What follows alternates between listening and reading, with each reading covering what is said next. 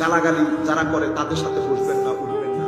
কিছু সময় একাকিত্বে থাকবেন, ছাদের উপর বসে বসে আসমান দেখবেন, চিন্তা করে দেখবেন যে এই মুহূর্তে যদি আমি মারা যাই, আমি তৈরি আছে কি, আমি তৈরি আছি কি, আল্লাহর দরবারে আমি মুখ দেখাতে পারবো কিনা।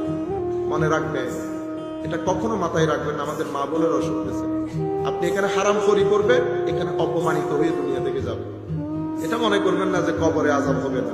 প্রত্যেক খারাপ কাজের জন্য এখানে আপনাকে ভোগ করে যেতে হবে। আমার নবীর দ্বীনের বিধান না মেনে আপনি জমিন থেকে খাসি মুখে চলে যাবেন, ইম্পসিবল, ইম্পসিবল।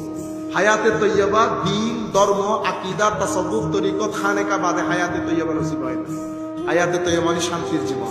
আপনার জীবন অশান্ত কেন হয়ে যাচ্ছে জানেন? কারণ আপনি বেশি বেশি গুনাহ করতেছেন। গুনাহ মানুষের জীবন থেকে সুখ নিয়ে যায়, গুনাহ মানুষের হায়াতকে ছোট করে ফেলে। আমাদের কবিরাই তো আমাদেরকে বলেছে, পরিশ্রমে আনে ধন, পুণ্য আনে সুখ। বুঝতে পেরেছেন? পাপ আপনার জীবনকে আস্তে আস্তে নষ্ট করে দেবে, পুণ্য আপনার জীবনকে বাড়িয়ে দেবে, আপনার জীবনের মধ্যে শান্তি প্রতিষ্ঠা করবে।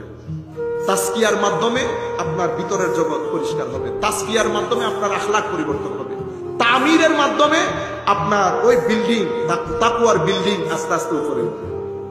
তাকওয়ার বিল্ডিং যখন হয়ে যায়, দুনিয়া এবং আখিরাতে আপনি সম্মানিত হবেন। মনে রাখবেন, তাসকিয়া, তাসকিয়া, তামির, এই তিন জিনিস বাদে আমাদের জীবনে না দুনিয়াতে শান্তি মিলবে, না কবরে শান্তি মিলবে। আপনারা বুঝতে পেরেছেন? আমি